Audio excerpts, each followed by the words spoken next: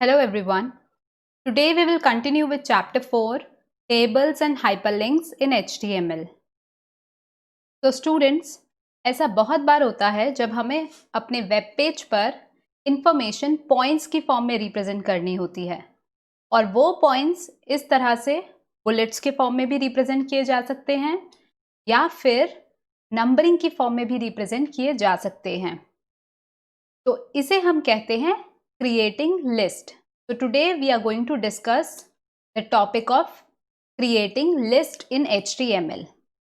Now when we talk about list, they are broadly divided into two categories. The first is ordered list and the second is unordered list. Ordered list में आपका जो भी data होता है वो एक proper sequence में represent किया जाता है. जैसे कि आप एग्जाम्पल लीजिए कि आप एक रेसिपी बता रहे हैं, तो उस रेसिपी में जो स्टेप्स होते हैं वो सीक्वेंस में ही फॉलो करेंगे, तभी आपको आपका डिजायर्ड रिजल्ट मिलेगा. Okay, otherwise your recipe is just going to be a disaster. तो in this case the sequence really does matter.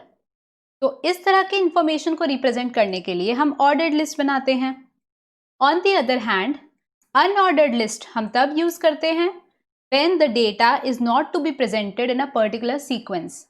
For example, अगर आप उसी रेसिपी के इंग्रेडिएंट्स शेयर कर रहे हैं तो इंग्रेडिएंट्स तो किसी भी सीक्वेंस में लिख सकते हैं. तो अगर सीक्वेंस मैटर करती है तो we use ordered list, otherwise we make use of unordered list. Now the question arises, how can I create both these lists in HTML? Well, the answer is very simple. Two types of tags are involved. The first tag is OL tag and this tag is used for creating ordered list. ये तो आप name से ही देख सकते हैं, ordered list, so OL tag.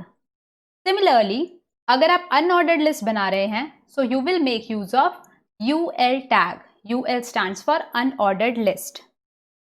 तो OL या UL specify करने से सबसे पहले हम ये बता देते हैं कि हमारी लिस्ट ऑर्डर्ड बनने वाली है या अनऑर्डर्ड. इसके बाद एक कॉमन टैग होता है जो इन दोनों टैग्स के साथ यूज होता है and that is li tag. li tag is used with both the OL and UL tags to specify the list items. आपके लिस्ट में हर एक इंडिविजुअल पॉइंट में आप क्या लिख रहे हैं वो हर पॉइंट की वैल्यू li टैग से बताई जाती है. And one more thing that you have to keep in mind is that these tags are container tags. इसका मतलब इन्हें ओपन करने के बाद इनकी क्लोजिंग पर भी आपको ध्यान देना है. Now let us create a program using these three tags. तो यहाँ पर मैंने एक नोटपैड फाइल ओपन की है जिसमें सिर्फ HTML और बॉडी टैग्स ओपन और क्लोज किए हैं, और इतना लिखने के बाद मैंने अपनी फाइल को निधि नेम से यानी कि अपने नेम से डेस्कटॉप पर सेव कर दिया है, और सेव करते हुए मैंने .html एक्सटेंशन भी यूज की है. अब यहाँ पर मैं इस तरह का एक वेब पेज डिज़ाइन करना चाहती हूँ कि सबसे पहले मेरे पेज पर हेडिंग आए हिल स्टेशंस ऑफ इंडिया. तो मैंने H1 टैग ओपन किया, hill stations of India, and after this I will close the H1 tag. अब इसके बाद हमारी एक लिस्ट आएगी जिसमें मैं 3 हिल स्टेशंस के नाम लिखूंगी, और मैं इस लिस्ट को ऑर्डर्ड लिस्ट बनाना चाहती हूँ. तो फॉर क्रिएटिंग ऑर्डर्ड लिस्ट सबसे पहले मैंने OL टैग को ओपन किया. OL टैग को ओपन करने के बाद सपोज फर्स्ट हिल स्टेशन का नाम है मनाली, तो सबसे पहले मैं li टैग ओपन करूंगी और पहले हिल स्टेशन का नेम एंटर करूंगी विच इज मनाली. सिमिलरली यहाँ पर इस li टैग को क्लोज करने के बाद नेक्स्ट लाइन में दोबारा li टैग ओपन किया और सेकेंड हिल स्टेशन का नाम लिखा. सेकेंड हिल स्टेशन के नाम को लिखने के बाद फिर आपने li टैग क्लोज कर दिया, और इसी तरह से आपने दोबारा li टैग ओपन किया और अपने फाइनल यानी कि तीसरे हिल स्टेशन का नेम यहाँ पर स्पेसिफाई किया.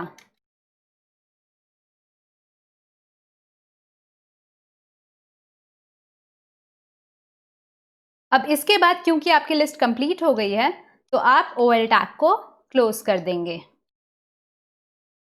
तो आपने सबसे पहले ऑर्डर्ड लिस्ट बनानी है, इसके लिए OL टैग ओपन करा. उसके बाद उस लिस्ट में जो पॉइंट्स थे वो लिखे और हर न्यू पॉइंट पर आपने li टैग ओपन किया है। जब आपकी लिस्ट के सारे पॉइंट्स कंप्लीट हो गए तो आपने OL टैग को क्लोज कर दिया। और let's have a look at the output. तो this is what my output looks like. सबसे पहले hill stations of India H1 की वजह से हेडिंग आ गई और उसके बाद 1 2 3 3 बुलेट्स बनकर मेरी लिस्ट क्रिएट हो गई। क्योंकि मैंने ऑर्डर्ड लिस्ट बनाई थी इसीलिए वो नंबरिंग लिस्ट तैयार हुई है। अब सपोज मुझे इसी लिस्ट को अनऑर्डर्ड लिस्ट में कन्वर्ट करना है तो उसके लिए मैंने यहाँ पर OL को चेंज कर देना है UL से और फिर यहाँ क्लोजिंग के टाइम पे भी इसको UL कर देंगे। लिस्ट आइटम तो उसके साथ भी यूज होता ही है, so it will remain the same. तो अब अगर मैं अपने पेज को रिफ्रेश करूंगी तो आप देख सकते हैं कि पहले जो लिस्ट आपकी नंबर्ड लिस्ट बनी आ रही थी अब वो एक बुलेटेड लिस्ट में कन्वर्ट हो गई है। और आपके बुलेट्स किस तरह के बने आ रहे हैं? सर्कल्स हैं जो फिल्ड हैं। तो this is N unordered list. तो आपने नोटिस किया कि जब आप OL टैग यूज करते हैं तो आपकी नंबर्ड लिस्ट क्रिएट होती है और जब आप UL टैग यूज करते हैं तो आपकी इस तरह से फिल्ड इन सर्कल्स की यानी कि डिस्क की एक लिस्ट तैयार होती है। But what if I need to change these type of bullets? Well here comes the role of attribute. So let's move ahead to the topic of type attribute.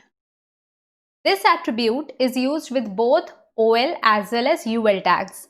ये type attribute OL tag के साथ भी इस्तेमाल किया जाता है और UL tag के साथ भी इस्तेमाल किया जाता है और इसका पर्पस है हमारा टाइप ऑफ बुलेट जो लिस्ट में यूज हो रहा है उसको डिफाइन करना। फॉर एग्जाम्पल अगर आप टाइप एट्रीब्यूट OL के साथ इस्तेमाल कर रहे हैं तो उसमें आप क्या क्या वैल्यूज दे सकते हैं? उसमें आप कैपिटल अल्फ़ाबेट या स्मॉल अल्फ़ाबेट वैल्यू देके लिस्ट को अल्फ़ाबेटिकल ऑर्डर में बनवा सकते हैं या फिर कैपिटल I और स्मॉल I लिखकर रोमन न्यूमरल्स की फॉर्म में भी अपनी लिस्ट को तैयार कर सकते हैं। सिमिलरली जब आप टाइप एट्रीब्यूट को UL टैग के साथ इस्तेमाल करते हैं then you can provide 3 values to that attribute. First one is disc. Disc है आपकी डिफॉल्ट वैल्यू जो हमारी सबसे पहले लिस्ट में बनी आ रही थी, एक सर्कल जो कि फिल्ड इन था। दूसरा होता है सर्कल। सर्कल टाइप की लिस्ट में सिर्फ एक हॉलो सर्कल बना आता है, वो फिल्ड नहीं होता। और अगर आप स्क्वायर टाइप यूज कर रहे हैं तो छोटे छोटे स्क्वायर्स बने आते हैं जो कि फिल्ड इन होते हैं। तो let's change the type of bullet in our list now. तो अगेन क्योंकि ये एट्रीब्यूट है और UL टैग का एट्रीब्यूट है, माइंड इट LI का नहीं है, तो UL टैग जहां ओपन हुआ है उसके ओपन होने के बाद एक स्पेस देकर हम यहाँ एट्रीब्यूट लिखेंगे टाइप और इक्वल्स टू डालकर उसमें वैल्यू स्पेसिफाई करेंगे। अगेन डिस्क तो आपका डिफॉल्ट है ही तो उसे आप नहीं स्पेसिफाई करेंगे, उसके अलावा सर्कल या स्क्वायर आप बता सकते हैं। तो सपोज मैंने सर्कल पुट किया, सेव किया चेंजेस को और अब आप देखिएगा जैसे ही मैं पेज को रीलोड करूंगी मेरे बुलेट्स डिस्क से सर्कल में चेंज हो गए हैं। इसी तरह से आप इन्हें स्क्वायर भी बना सकते हैं। और अगर आप वापस अपनी लिस्ट को ऑर्डर्ड लिस्ट बना दें तो अब यहां पर आप टाइप में वैल्यू ऑर्डर्ड लिस्ट के हिसाब से देंगे। तो ऑर्डर्ड लिस्ट यानी कि 1 2 3 4 सीक्वेंस वाली लिस्ट है तो उसके टाइप में सपोज मुझे अल्फाबेटिकल लिस्ट बनानी है, so I can create an alphabetical list. और मैं कैपिटल लेटर्स की लिस्ट बनाना चाहती हूँ इसलिए मैंने कैपिटल A वैल्यू दी है। तो अब again saving the changes and reloading the web page. तो आप क्लियरली देख सकते हैं आपकी लिस्ट दोबारा से ऑर्डर्ड लिस्ट बनी है, लेकिन इस बार 1 2 3 सीक्वेंस नहीं आया है, इस बार ABC आया है क्योंकि आपने टाइप एट्रीब्यूट में वैल्यू कैपिटल अल्फाबेट की दी थी। तो इसी के हिसाब से आप जो वैल्यू डिफाइन करेंगे उसी तरह से आपकी लिस्ट क्रिएट होगी। Now the next topic is inserting images. आप अपने वेब पेज पे इमेज किस तरह से इंसर्ट कर सकते हैं? तो in order to insert images in a web page we make use of IMG tag and keep in mind that this is an empty tag. इस टैग की क्लोजिंग नहीं की जाती, बट सिर्फ IMG टैग लिख देने से आपके पेज पर इमेज नहीं आएगी। IMG टैग के साथ आपको एट्रीब्यूट्स का इस्तेमाल करना पड़ता है। So here are a few attributes of IMG tag. The first and the most important one is SRC attribute, also known as source. And this attribute is used to specify the location of the image. आपके system पर image कहाँ saved है, कौन सी image उसे web page पर insert करनी है, वो लोकेशन आप यहाँ पर स्पेसिफाई कराते हैं img टैग में by the help of src attribute. तो सपोज आपको अब अपने प्रोग्राम में सिर्फ एक इमेज इंसर्ट करनी है, तो बॉडी टैग के अंदर आपने ओपन किया img टैग, एक स्पेस दिया और src एट्रीब्यूट ओपन किया। यहाँ पर इक्वल्स टू वैल्यू देकर with in double quotes you are going to specify the location and the name of the image। तो सपोज मेरे पास डेस्कटॉप पर एक इमेज है, ये पेरिफेरल्स, ठीक है। तो मैं राइट क्लिक करके प्रॉपर्टीज में जाऊंगी और यहाँ पर मेरे को लोकेशन मिलती है, इस पूरी लोकेशन को मैं कॉपी कर दूंगी और अपनी नोटपैड फाइल में पेस्ट कर दूंगी। तो इस तरह से आपके इमेज की लोकेशन स्पेसिफाई करने के बाद आप यहाँ पर आगे फिर दोबारा एक बैकस्लैश लगाएंगे which will act as a separator between the location and the file name. अब अपनी इमेज का नेम यहाँ से कॉपी पेस्ट कर देंगे और उसके बाद डॉट के साथ एक्सटेंशन भी स्पेसिफाई कर देंगे। After this just save the changes and reload the page. तो पेज को रीलोड करने के बाद इस तरह से इमेज आपके वेब पेज पर इंसर्ट हो जाएगी। The next attribute is align and this is used to align the image towards the left or the right side। आपकी image by default left side पर ही अलाइन होती है, बट अगर आपको उसे इमेज को राइट हैंड साइड पर align करना है तो उसके लिए आप अलाइन एट्रीब्यूट का इस्तेमाल कर सकते हैं। तो src एट्रीब्यूट के बाद यहीं आपने स्पेस दिया और अब आपने एट्रीब्यूट यूज करा अलाइन और उसमें value they the right. Save the changes and reload. अब आप देख सकते हैं आपकी इमेज पेज के राइट हैंड साइड पर मूव हो गई है। अगर आप चाहें तो आप इस तरह से भी कर सकते हैं कि लेफ्ट साइड पर एक पैराग्राफ हो और उस पैराग्राफ के राइट साइड पर ये इमेज अलाइन हो जाए। तो अगेन अगर आपको पैराग्राफ के लेफ्ट या राइट पर भी इमेज को अलाइन करना है तो उसके लिए भी आप इसी एट्रीब्यूट का इस्तेमाल करेंगे। बस अपने प्रोग्राम में इमेज इंसर्ट करने के बाद आप पैराग्राफ लिख लेंगे। तो मैंने यहाँ पे पी टैग ओपन करा और पैराग्राफ लिखा। तो पैराग्राफ लिखने के बाद पी टैग को क्लोज कर दिया और प्रोग्राम को सेव कर दिया। अब आप देखिए जब आप पेज को रीलोड करेंगे तो लेफ्ट हैंड साइड पर आपका पैराग्राफ है और उसी पैराग्राफ के राइट हैंड साइड पर आपकी इमेज है। अगर आप अपने प्रोग्राम में अलाइन वैल्यू को चेंज करके लेफ्ट कर देंगे तो अब देखिए आपका पैराग्राफ राइट पे शिफ्ट हो गया है और इमेज उस पैराग्राफ के लेफ्ट पर आ गई है। The last attribute which we are going to discuss is alt and this is used to display a message if the image is not available. अब कभी कभार ऐसा होता है कि वेब पेज पर आपकी इमेज नहीं रिप्रेजेंट हो पाती है, नहीं शो होती है। हो सकता है इमेज डिलीट हो गई हो आपके सिस्टम से, इसलिए वहां पर नहीं इंसर्ट हो पा रही है।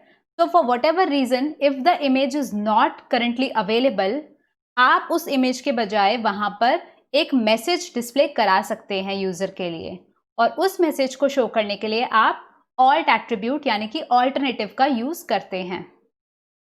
तो यहां पर मैंने अलाइन एट्रीब्यूट के बाद फिर एक स्पेस दिया और ऑल्ट एट्रीब्यूट लिखकर इक्वल्स टू साइन में उसका मैसेज टाइप कर दिया। तो suppose I am using the message image not available. Okay, तो बस ये मैसेज लिखा, एंगल ब्रैकेट्स वही हैं आपके। सेव द चेंजेस और अब देखिए इमेज मैंने अपने सिस्टम से डिलीट कर दी है और पेज को रीलोड किया है। तो यहाँ पर पैराग्राफ से जस्ट पहले मैसेज आ गया है इमेज नॉट अवेलेबल। तो ये जो मैसेज है इमेज नॉट अवेलेबल ये इसीलिए आया है क्योंकि मैंने यहाँ पर अपने प्रोग्राम में ऑल्टरनेटिवली ये मैसेज यूज़ किया है। अगर मैं इसे नहीं यूज़ करूँगी तो ये मैसेज नहीं आएगा। If I remove this and reload the page, तो आप देखिए इमेज का सिर्फ एक आइकन बना आ गया है और आपका पैराग्राफ लिखा आ गया है। तो उस मैसेज के थ्रू आप ये डिफाइन कर सकते हैं यूजर के लिए कि करंटली इमेज यहाँ पर अवेलेबल नहीं है। So let's quickly look at the key points of this chapter. The first is there are two categories of list, ordered list and unordered list. li tag आपके दोनों ही OL और UL tag के साथ use किया जाता है और इससे आप इंडिविजुअल लिस्ट आइटम्स को डिफाइन करते हैं। बाय डिफॉल्ट OL टैग आपका नंबर्ड लिस्ट क्रिएट करता है और बाय डिफॉल्ट यूएल टैग के साथ डिस्क बुलेट टाइप क्रिएट किए जाते हैं। Type attribute is used to change the bullet type in a list and images are inserted using the img tag. img tag के साथ हमने जिन 3 attributes पर काम किया वो थे source, alternative and align. Well, that's it for today's video.